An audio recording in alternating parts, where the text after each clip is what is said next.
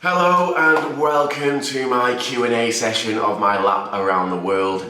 Before jumping into it, I just want to say a huge thank you to everyone that sort of followed my journey so far, everyone who's watched the videos, invested the time in seeing me waffle onto the camera as a traipse around the world. And again, I just want to thank you all for the comments that you've left, whether that's on YouTube or LinkedIn. It's blown me away how many people have firstly commented, messaged me privately. It does feel weird to have reached so many people from all different countries around the world. So yeah, again, from the bottom of my heart, I just want to say thank you for everyone that sort of invested the time in watching my journey. It does mean so much. Secondly, I do want to mention that this video is actually sponsored by Skyscanner.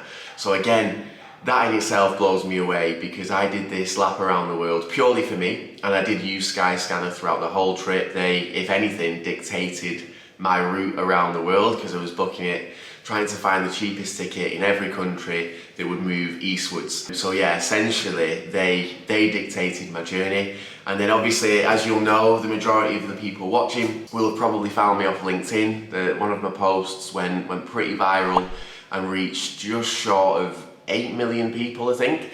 And one of those 8 million just happened to be the CEO of Skyscanner. So he messaged me privately just to sort of thank me for my kind words that I obviously mentioned them in that post. And then from there, I've reached out to the marketing team. We've been sort of speaking and working together, and it's something which truly aligns to me and the journey that I've just been on. So yeah, I suppose without waffling on too much, let's get into the Q&A session. Every question is saved on my phone, so I'll try not make it too long, but you know, I think we've got around 40 questions in here, so maybe if you want to pause the video now, go get a quick drink, get some popcorn out, make yourself comfy.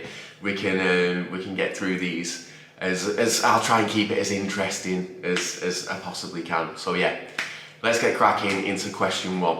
Okay, so question one, what was your favourite and least favourite location? So that's a tough question because there's so many places that I liked for really different reasons. But if I had to choose one that's in the top of my head, I'd probably go with Lake Como.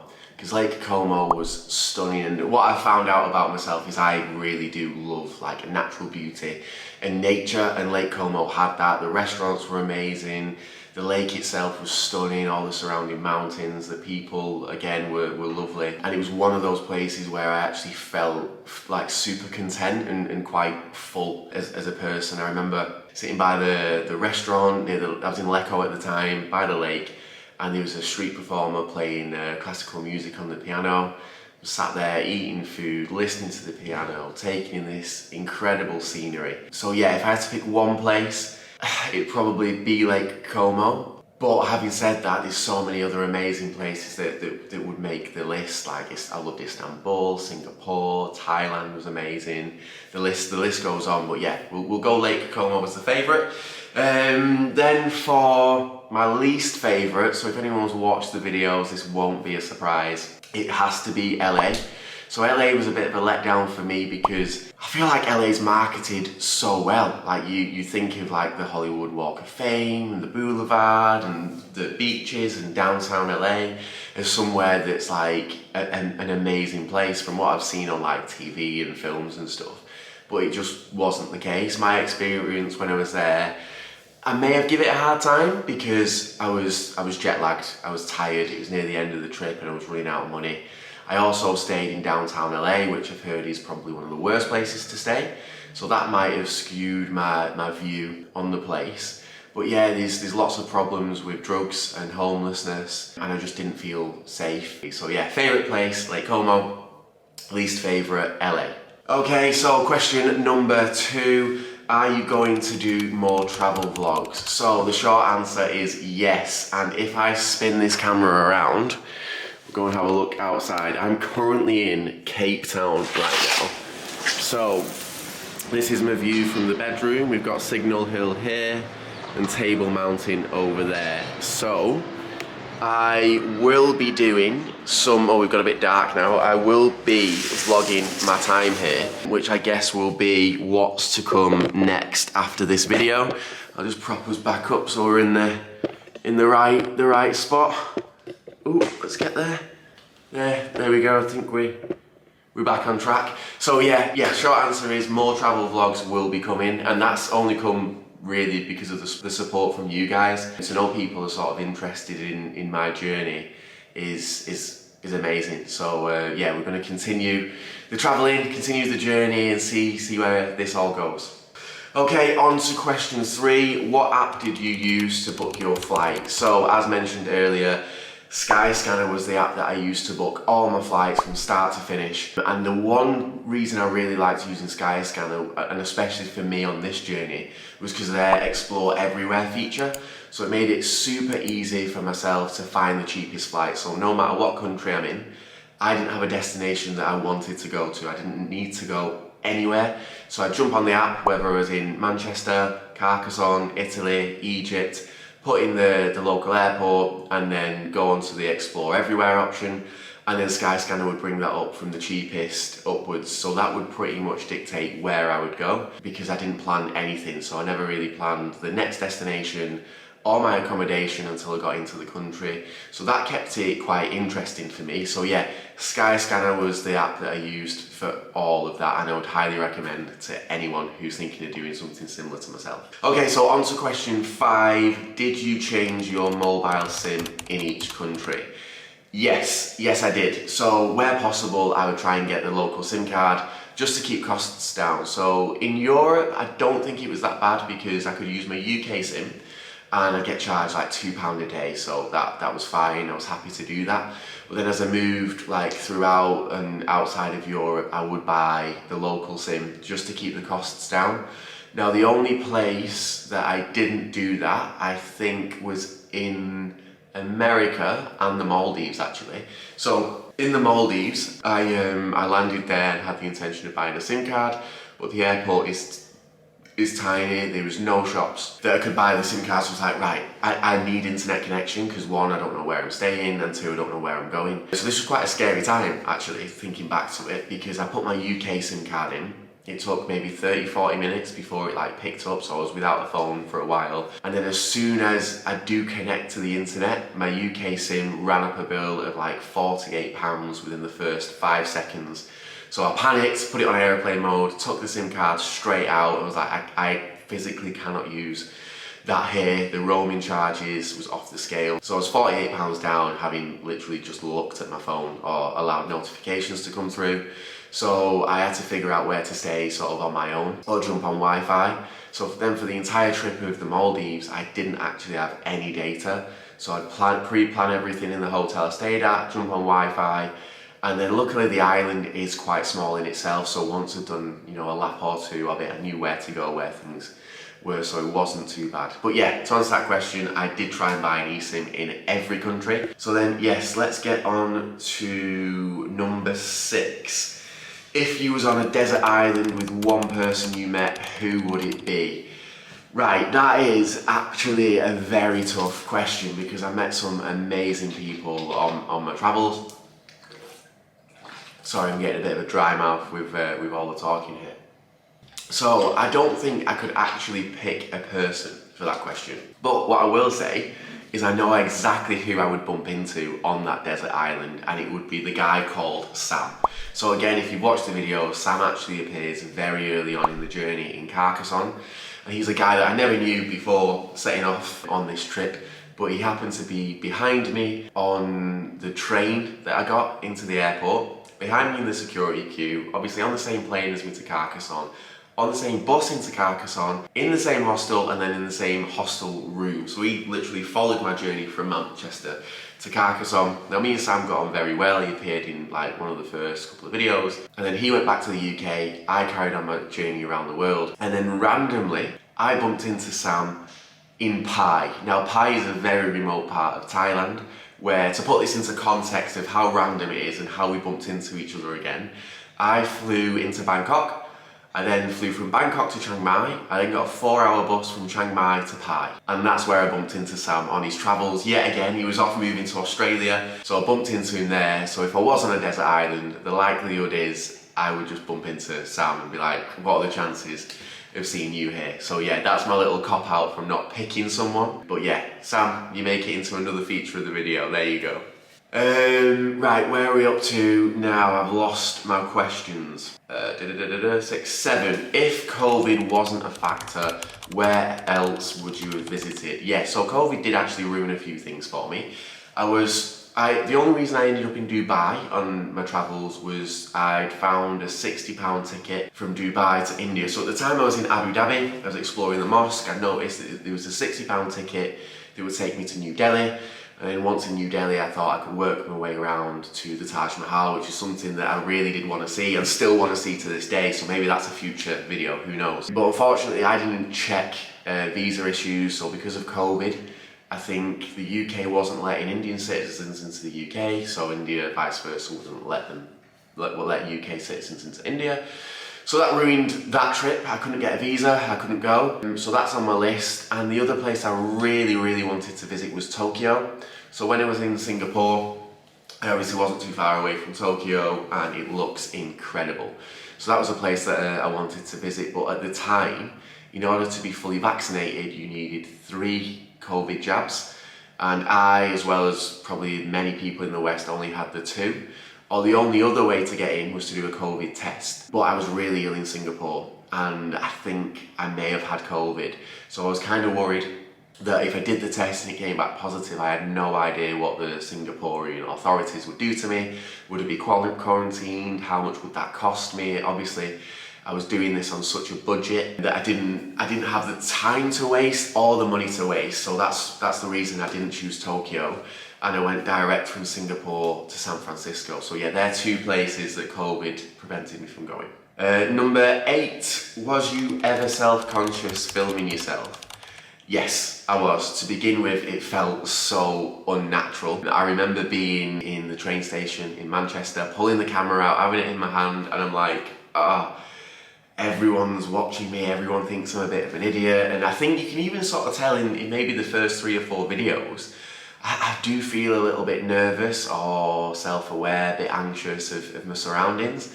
But the more I did it, the longer I was in front of the camera, the more comfortable I got. And by the end of the trip, I'm in the middle of Times Square, filming myself in the world of my own. So it was good, it actually gave me such a confidence boost, putting myself out of that comfort zone and feeling a bit nervous, I guess. So yeah, the answer to that question is I was very, very self-conscious to begin with. On to question 9. If there was a movie made of your travels, who would play Kev? Oh, that's a good question. Who would I pick? Do you know what? I'm going to put this back onto you guys. So if you're still watching the video at this point, I want to know who you think should play me in my journey around the world. What actor it would be, because if I'm going to pick, it's not going to be a good suggestion for me. I'm probably going to pick Leonardo DiCaprio because I'm a fan of him in Catch Me If You Can and Wolf of Wall Street, and it doesn't really fit. So I'm going to put that question back onto you guys. If you can drop a few comments and let me know which actor you'd like to play me if there was a movie about my life, that would be great to hear and look into. So yeah, that's now a question for you. On to question 10, what flights cost less than a ticket from Gatwick to Manchester? Now this is actually a great question, and I quickly Googled just before jumping on this video how much a ticket is from Gatwick to Manchester today. So a one-way ticket would cost £81, which is insane when you take into account the majority of my tickets, especially in Europe, were way under 80. Collectively could have all been under £80. So to run through this really quick, it cost me £10 to go from Manchester to Carcassonne. I then got a train from Carcassonne to Toulouse, which was about £11. From Toulouse I flew to Bergamo for £9. From Bergamo I flew to Bratislava for £6. From Bratislava I got, I think, a £12 train to Vienna. Then from Vienna I flew to Istanbul for £40. Now from Vienna to the pyramids that was a little bit more expensive and it wasn't the cheapest available flight.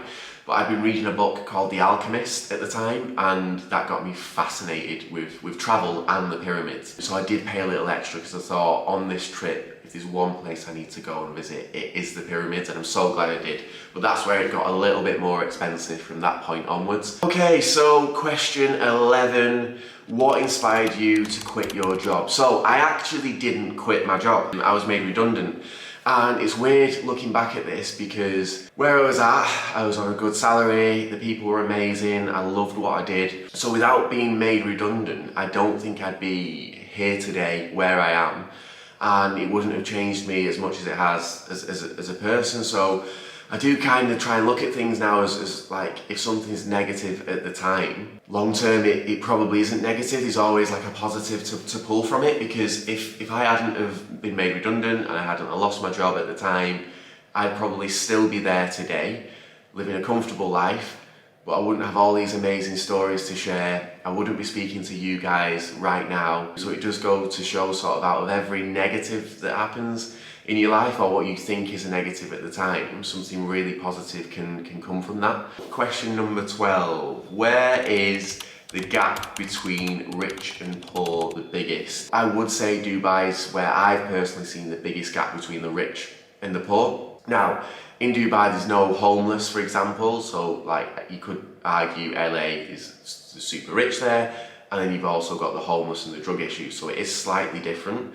But in Dubai, you've got the ultra luxury, wealthy people, obscene amounts of money, in the same place as, let's say, the taxi drivers, who I feel sorry for, to be honest. So the taxi drivers there earn very, very little money, and they work 12 hours a day, 7 days a week, they get no days off. That's just what they've got to do. So there's a big disparity between rich and poor in Dubai for me. So that would be what I would say. Number 13, has it changed your attitude to life since traveling? 100%. I feel like I'm a completely different person to who I was before I went traveling. Like, I was very safe, quite comfortable, and that's sort of probably what I looked for, a comfortable life. Whereas now, I feel like I'm alive. I'm living. Like, especially when on that trip I was in a few dodgy situations, maybe dangerous situations at times, but I'd never felt so alive or so in tune with being alive. And then I think your attitude does change. So again, before that trip, I might have been a little bit snobbish in a way of when I went on like a holiday. I wanted to stay in a 5-star hotel. It needed to be like, I needed the luxury, it needed to be a nice break.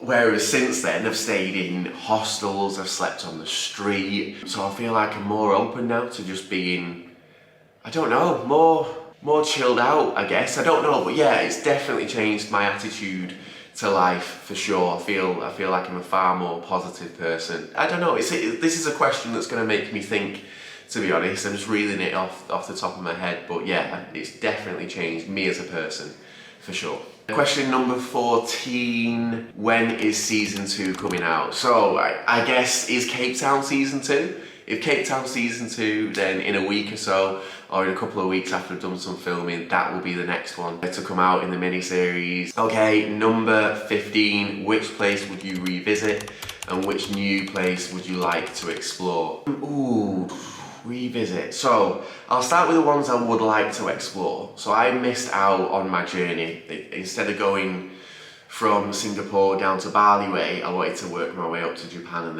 and then to America. So places that I would like to explore is Bali, Australia, New Zealand, and then obviously a couple of those countries that I missed out earlier in India to see the Taj Mahal, and Tokyo. So they're places that I'd like to explore. Would I revisit? Which places would I revisit? Thailand, 100% want to revisit Thailand, because I didn't do all of it. At the time, the weather conditions were quite bad in the southern islands, so I feel like that's somewhere I need to revisit and explore. And Lake Como again, I'd love to go back and see the family I stayed with at some point. So yeah, hopefully that answers that question. Question number 16, what camera did you use? So the camera that I'm currently using right now and what I used for the whole trip was the Sony ZV-1 blogging camera. So I just did a bit of a Google, tried to find out what the best blogging camera was. This one came up, had amazing ratings, so I went with that one. So yeah, if anyone's thinking of getting into blogging, then I'd 100% go for this camera. So question number 17, your trainers, did they survive the trip? Do you know what? They did survive the trip. They got into a few dodgy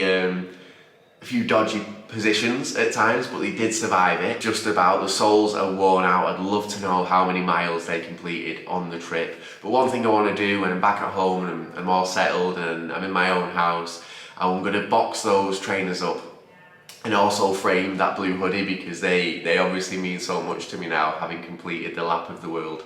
And actually a shout out to a cleaner in Thailand. So when I was in Pai, I actually thought I'm going to need to buy some new trainers here because they were ruined, they were full of mud, dust, they'd been travelling a long time, they looked terrible and I felt scruffy in them. So this one particular day I go and wash all my clothes and I leave my trainers. Now bearing in mind I only had one pair of trainers with me. So when I left them with the cleaner, I was walking around the rest of the day in my bare feet, just in my socks. I looked like a tramp. Anyway, I go back to collect my washing a couple of hours later, and I'll try and post a picture here if I can dig it out from the original footage. They were like box fresh, brand new. I don't know how she cleaned them to that level, but she fully recovered them, and that helped them survive the rest of the trip around the world. So yeah, they did survive. Okay, so let's get on to the next question, which is, where are we up to? Number 19? No, number 18. Biggest thing you learned about yourself.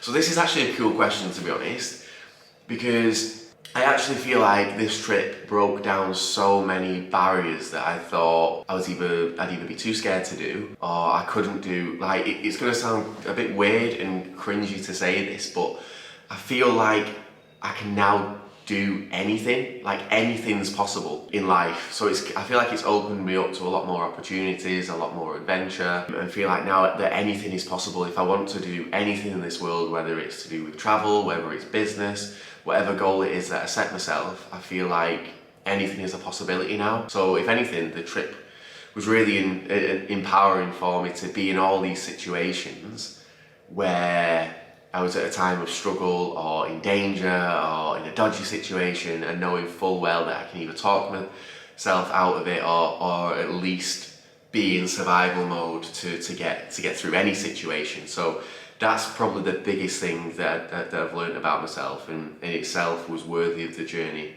alone. Number 19, what has been the highlight of it all? So there's actually too many highlights that I can talk about. One, completing the trip in itself, and like I've just said, and feeling now like I can do anything or anything is possible is a super highlight.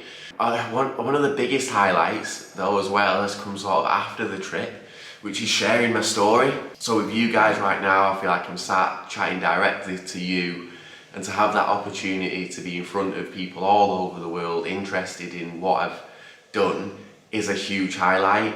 And then lastly, probably going viral as well, to feature in the Lad Bible, the Mirror, the Sun, the Daily Mail is a huge highlight for me, because obviously I set out on this journey just to do it for myself. I actually wasn't even going to post any of this to YouTube until I did my first ever LinkedIn post, and there seemed to be a lot of interest. So that's when I started to sit down, edit the footage, put it together and post it. So yeah, they're just a few small highlights of this entire journey so far. Number 20, we're getting through the questions, so we're about halfway through now. So number 20, what is the most shocking thing you witnessed? Yeah, the most shocking. So one thing that did annoy me in the Maldives was I saw a guy kill a bat just for fun.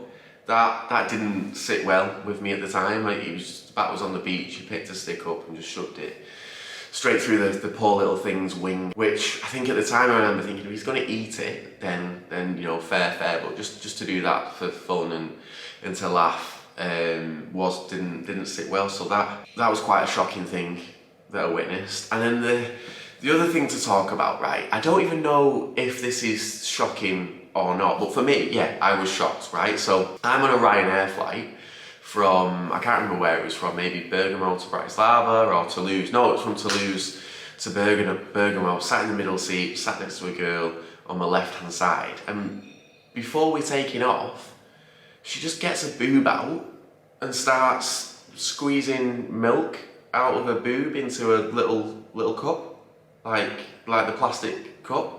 And I'm sat there like, I don't know where to look at it. I'm like, oh, is this normal? Like, that's bizarre for me. I've never like been sat next to that.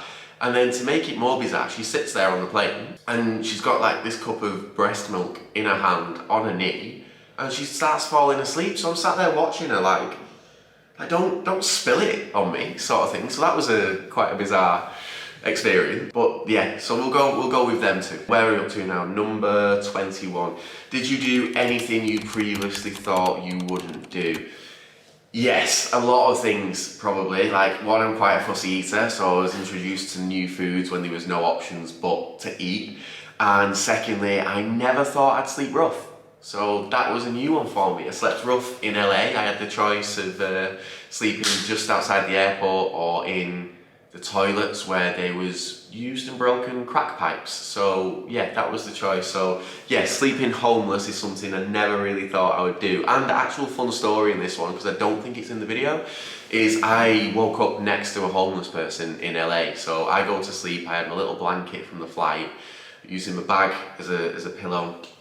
And I wake up shivering, freezing, still ill at this point, probably the lowest point of the whole trip so far. And I turn around, look to the side, and there's a homeless guy cuddling up next to me. Jumps out of his wheelchair with all his little belongings, and yeah, we're homeless together. So that's something I never thought I would do, and was at a point in the trip where I was like, Kev, what are you doing now? Like, this is, you know, going too far. You don't need to be in this situation. Like, if you planned and prepped, because obviously I landed in LA at maybe like 1 a.m. I had no accommodation booked, and I couldn't get any accommodation booked for that evening because it was too late. So that's how I resulted sort of sleeping a bit rough that day. Number 22, what was the hardest language barrier you faced? One place where I struggled, which I don't know if this is surprising or not because it's still sort of within Europe, was Slovakia. So when I got to Bratislava, again, this was another late plane, got in late, and I was speaking to the bus driver because I needed to get the bus into the city centre to then walk on to try and find my accommodation. And he didn't speak a word of English, so I ended up sitting on this bus for 10-15 minutes waiting for him to go, and it wasn't going anywhere. And if it did go somewhere, I actually had no idea where it would go. So luckily I bumped into a woman that lived in Prague who was there. She could speak English, so she did a little bit of translating.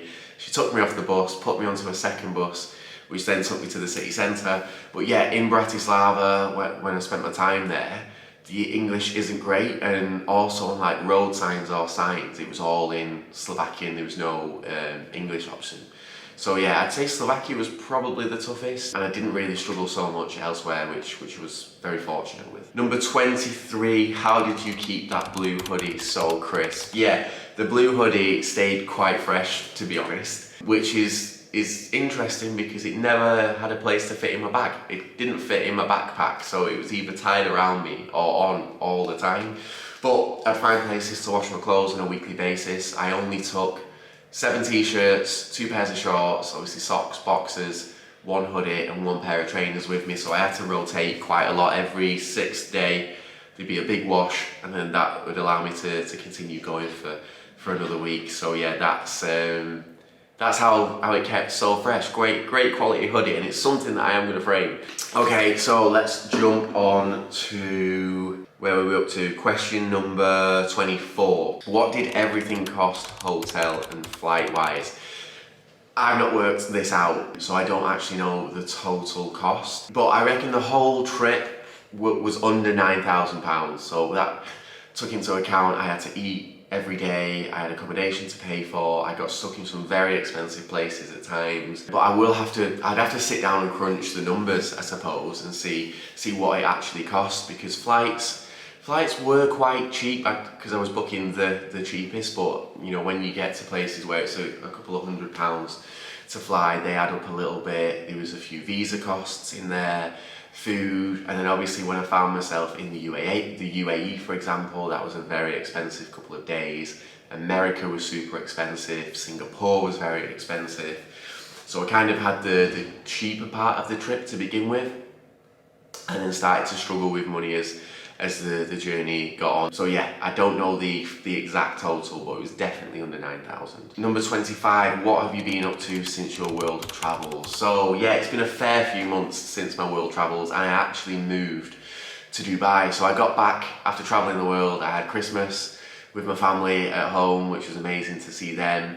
And then I didn't really know what to do, because obviously I'd been made redundant, and I kind of just ran away from that problem of not having a job. Went travelling, experienced this life, have some very interesting stories to share, and didn't really know what the next step was, but I just thought if I move back to Manchester, get a job in the city centre and getting the bus into town, it felt like a step back from this journey that I've sort of set myself on.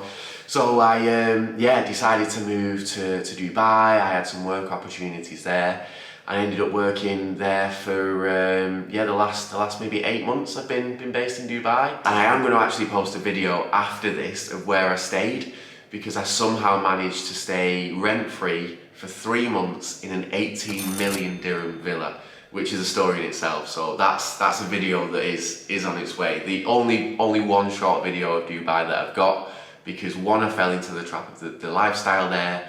Two, I was working and I never had time to sort of get into the flow of filming and editing. So yeah, you'll see that coming soon. Question 26, were you ever scared?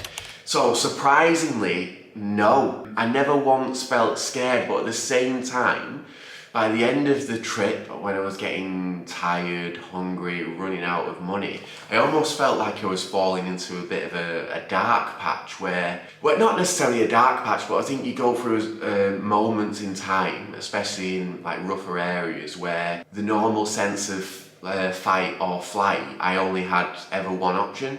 So I felt like I was in fight mode near the end of the trip, like just sort of surviving through the time where I didn't necessarily feel safe, but at the same time you couldn't really run away from anywhere. I had no family with me, no friends, limited money. I was staying in rougher areas that were cheaper, so you kind of got in this mode of I need to look after myself to get through the rest of the journey. So yeah, I wouldn't say I was ever scared. Number 27, what was the cheapest flight and what was the most expensive? So the cheapest flight, which blows my mind, £6 to Bratislava. Now I can't even get the bus from my house in Manchester into the city centre for £6, so I do not know how they make that one pay. And then the most expensive flight was from Singapore to San Francisco.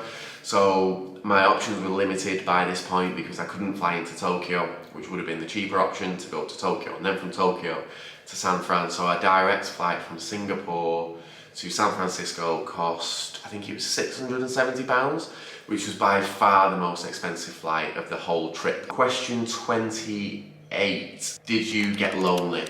Yeah, I did get lonely at times, and yeah, it depended where you was, what country you was in, and that's why I liked Thailand so much, because it came at a point where I needed a bit of the social side in me. Because don't get me wrong, I would meet amazing people along the way, but I'd stay with them for 2 or 3 days, and then I'd bounce on to the next place, and then you started afresh, you need to meet someone new, get on with them, and it was tough in parts. So I remember the Maldives was quite lonely because I was staying on the locals islands. Although I did meet a lovely gentleman there who took me out for dinner. So you'd have these small pockets of where the loneliness would go, but when you go back to either your hotel room on your own or a hostel and you wasn't with anyone, yeah, there could be lonely times there. Question 29, were you happy to go home when you did?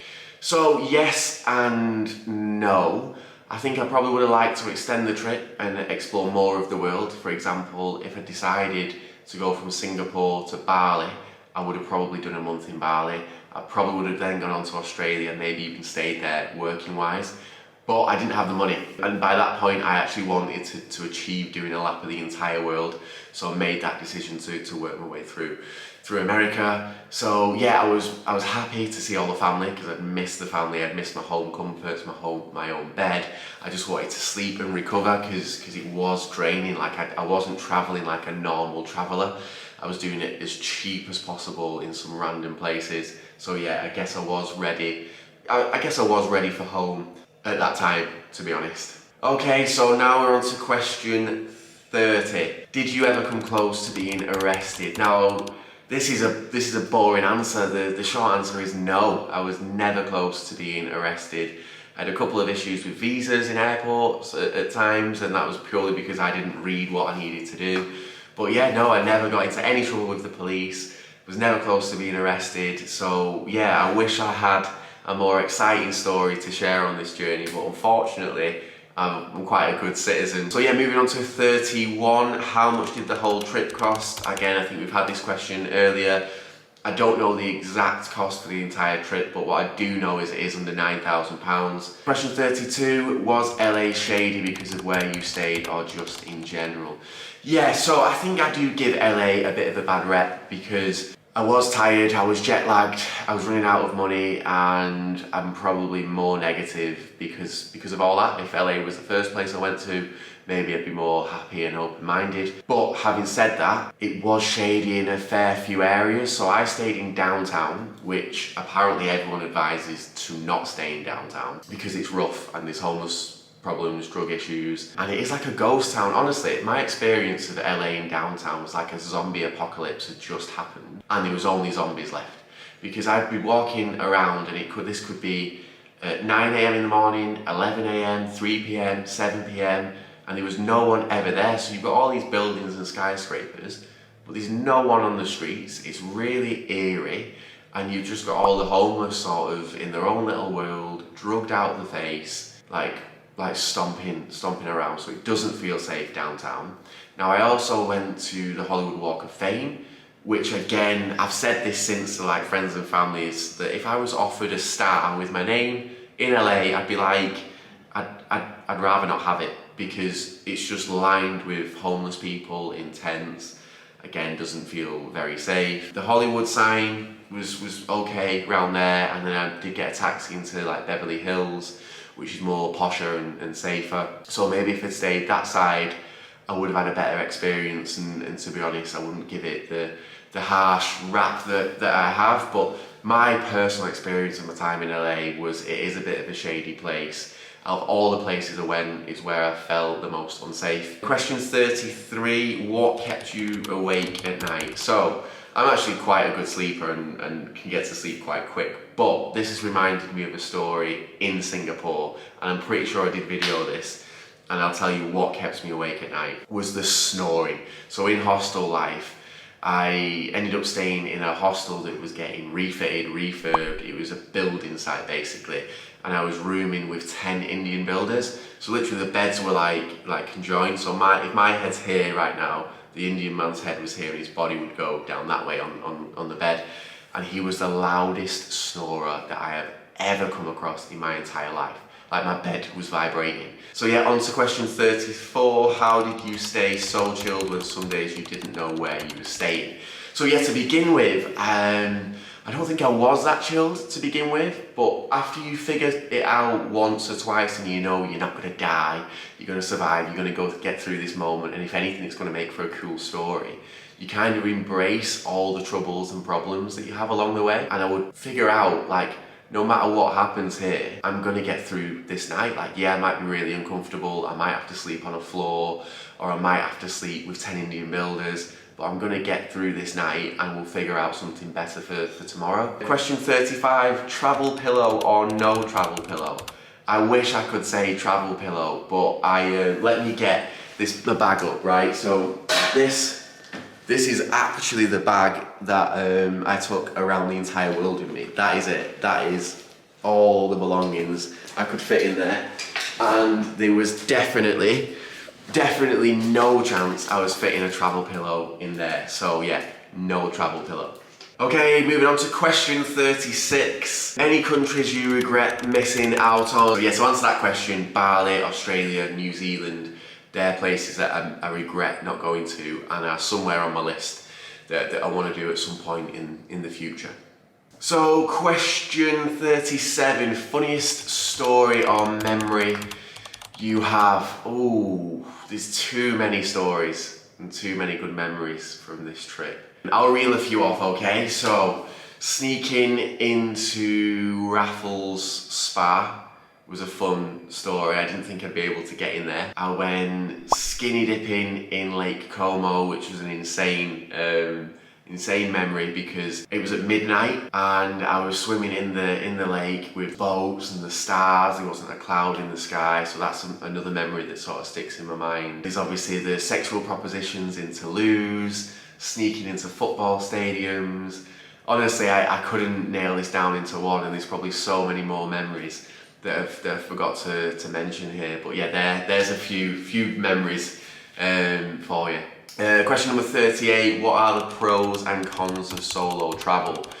One thing is that I would advise everyone is at some point in your life you need to do solo travel, because it's the only way you find out stuff about yourself, really, because you're on your own, you're not there to impress anyone, you've got no one to follow. So the pro is you kind of find out a lot more about yourself, and especially when you're in certain situations and you are on your own, so only you can fix those situations. You've got no friends with you, no family, there's no one going to come and look after you.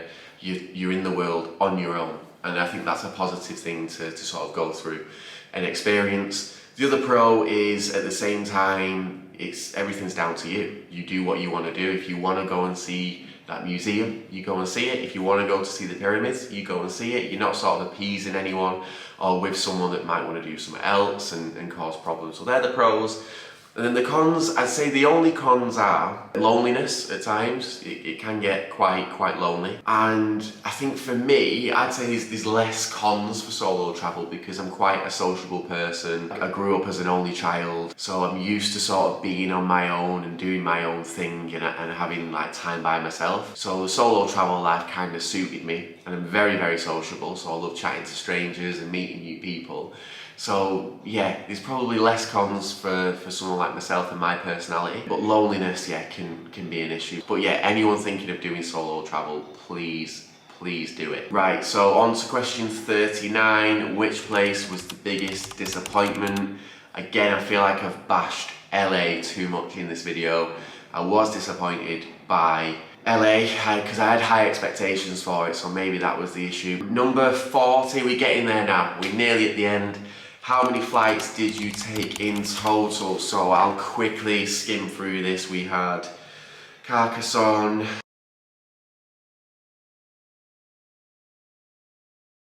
yeah, so we had 18 flights, I think. Unless I missed anything off, I jumped on a plane 18 times to do a lap of the world. And then now we are on to the final question, question 41.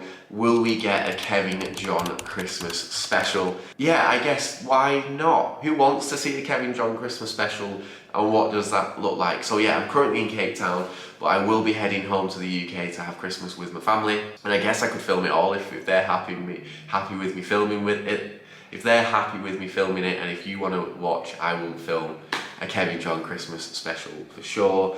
And then the last thing is, this is a question that I've just got for myself, and I can't even answer it. So I want to know how many miles I covered in my lap around the world, and that's something that I will go away from here and work out myself, because I can't even share that stat with you. I'm sure it's a crazy amount of miles with what I've flown around the world.